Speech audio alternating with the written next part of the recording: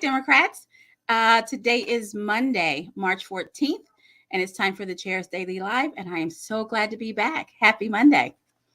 So I was out last week at a DNC meeting, and I had a couple of very capable folks stand in for me and bring you live from a different perspective, because sometimes you guys need that.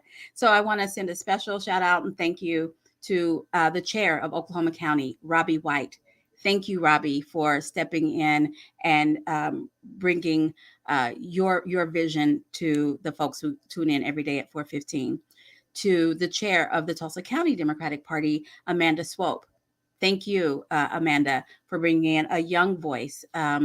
Sometimes we need to hear what our Gen X, I think, Gen Z folks are thinking. I'm not real sure just how young you are or where that breakout is, but thank you for stepping in. And then for Cherie Dickerson. Um, it is awesome to hear from someone who is both in the party and advocating in a different space. And so I want to thank both, all three of those ladies, Robbie White, Amanda Swope, and Cherie Dickerson, for stepping in my absence and bringing a different perspective to the folks who tune in every day at 4:15. And I would be remiss if I didn't thank the executive director, Scott Hamilton, who pitch hit for us as well last week. And so I want to keep bringing different views, different perspectives, so that you are hearing, a full complement of what is going on in the party and what progressive left-leaning people are thinking. So I'm going to do more guest spots just because people like it when I do guest spots. I don't know if you're saying you don't like me as much, but I'll take it. So thank you guys so much for that. So as I already mentioned, I was in DC at a DNC meeting. So I was there with other chairs, some vice chairs, executive directors from all over the nation. We had a great opportunity to elect new leadership in different roles, to review, update our bylaws and our rules, and just to network and to talk to other state parties and hear what their challenges and opportunities are. And it's a great opportunity for me to learn things that are happening elsewhere and bring them back to our state. So needless to say, I am fired up. I have all kinds of great ideas, and you guys are going to be hearing about those soon. But before I go to that, I want to bring my focus back here to Oklahoma. While I was out last week, I understand that education was the topic. I don't know what du jour is. That's day, or the topic of the week. So the voucher bill made it out of committee, and they're trying to sneak in vouchers, even though more than 60% of Oklahomans are on record saying that the vouchers are not the way to go. I'm going to renew my reminder for you guys that vouchers only work if the parent can afford to make up the difference between the voucher and the tuition. The voucher amount is somewhere around $3,600. Charter and private school tuition is anywhere from starting at $10,000 up $1,000. And so the parent has to be able to make up the difference. Also, vouchers only work if there are options available. And what we've learned is there aren't necessarily options available in all parts of our state. However, the school funding affects all parts of our state. So if you live in a community that does not have charter schools and doesn't have private schools, and all of the students in your communities go to the public school, that's great. That's awesome, because public school is guaranteed in our Constitution. But what happens is the amount to spend per student has been reduced by all the kids in the urban centers, because in Tulsa, we have plenty of charter and private schools. In Oklahoma City, we have plenty of charter and private schools.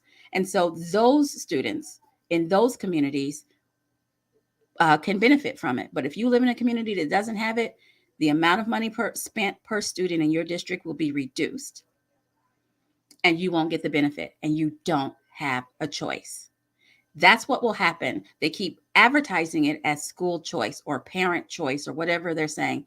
The choice, hey, Crystal, hello, Marianne.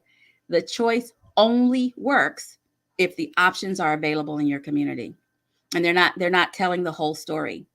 I saw Representative Senator Treat say that they're gonna make sure that when we take the money out of the school funding, that it won't reduce the amount of money spent in public schools. They're gonna make sure. They're going to see to it. That wording is nowhere in the language.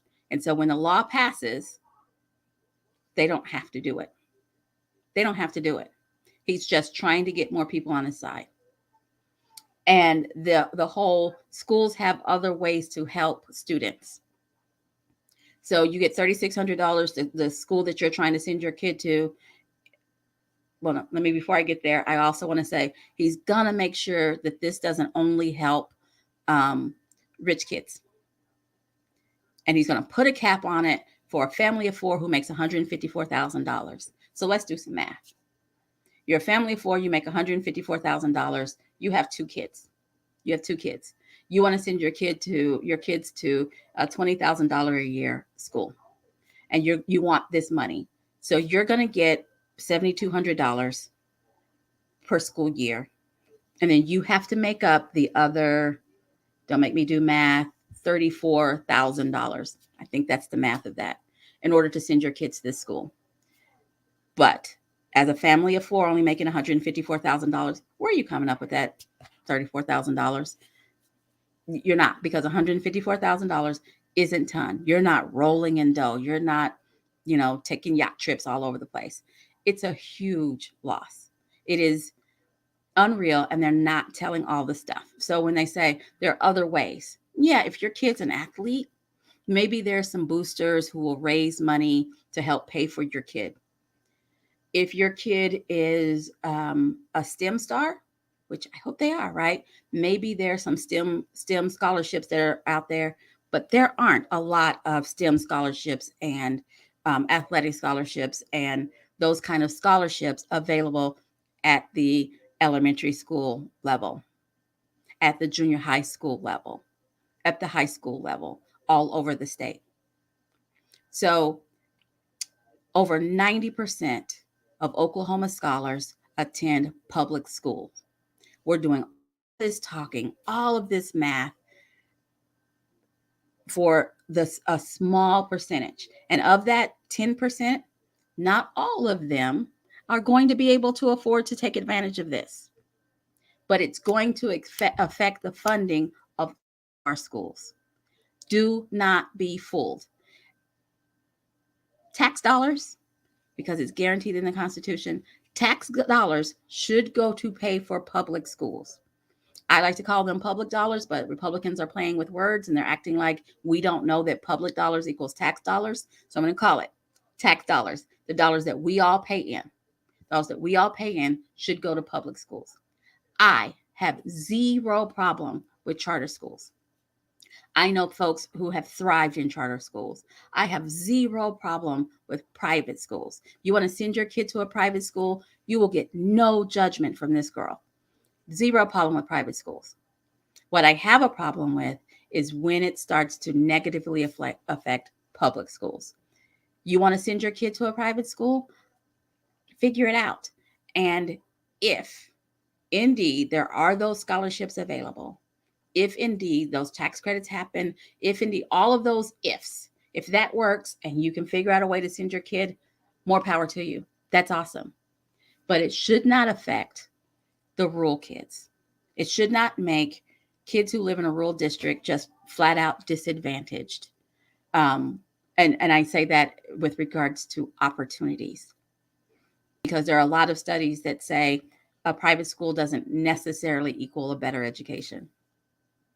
And we know how that works, right? Private schools get to pick who goes. So even if you can come up with the money, even if there's a scholarship, even if your kid, everything, all the stars align, your kid still has to be accepted. So I think it's important that we tell the whole story, not just the rosy story that Republicans want. And here's the biggest part of this that I want to make sure that everybody understands. This is a national push. This isn't even driven by what Oklahomans say that they want. Over 60% of Oklahomans are against this. Depends on which poll you believe. There's one that said 61%. There's one that said 68%. But the big deal is the majority of Oklahomans don't want this. This is a bill that our Republican legislators went away to some legislator camp and heard about and brought back to our state and are trying to put on our state, even though our voters, our parents, our teachers don't want this. Please do me the favor of reaching out to your legislator, be them Republican or Democrat, and letting them know that vouchers, particularly this bill, is not ready. This bill is not ready. Encourage them to please vote no. So that's what's going on back in our state. And here's the biggie. Every time I'm here, I ask you to help me. I ask you to help me find a candidate that you would vote for. Either you can talk them into it and walk them through the process, or you can get their information to the office and we'll call them and walk them through the process. It is important that we don't just put candidates on the ballot. It's important that we don't just complain about status quo, but that we go out and we actively find someone that we are willing to vote for. That is what's important. We are less than 40 days from our filing deadline. We're right at a month. Filing happens in a month. And so this is the time of the year when folks start saying stuff like, the party should be. Why isn't somebody oughta? And there's a whole bunch of stuff I agree that the party should be doing. There's a whole bunch of things that we ought to be doing. But I want to stretch out what the definition of the party is. Right now, there are 4 full-time folks on staff. And we have a part-time staffer, we have the executive director, and we have the officers. That's not the party. Those are the people who have taken on the responsibility to do some tasks. We, all Democratic voters are the party. We are the they. We are the somebody. And so when you're out there looking, trying to help me find a candidate, and you can't find a candidate that believes this like you do, and believes this like you do, you might decide or might find that you are the candidate that you would vote for. When we talk about somebody oughta, you're somebody. You're somebody. We talk about they should. We are they. President Obama said it best: be the change you want to see in the world, but also be the ones who do the stuff. Whenever you think somebody oughta, you need to figure out how you're gonna. It's just that simple. How are you gonna, and who are you gonna draft to help you? If you need help on getting started, please reach out to the office. Please reach out to your county officer, your district officer.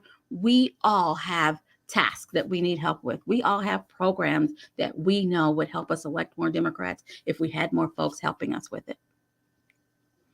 And that's exactly right. I believe that all county party leaders are 100% volunteer. I don't think that any of our county leaders are taking a salary or a stipend of any sort. All of our county officers, all of our district officers are volunteer, just like we're asking you to do. So when you think somebody ought to write an op-ed, I'm going to encourage you to write an op-ed. Somebody ought to make some noise about. I'm going to encourage you to make some noise about. That's what we have to do. That's what we need to do. All right, guys, I'm so glad to be back. I can't wait to share some of the things I learned in DC. So stay tuned. One thing I want to add is getting Democrats elected is more than just voting. All righty, I'll talk more about that tomorrow. Have a good one.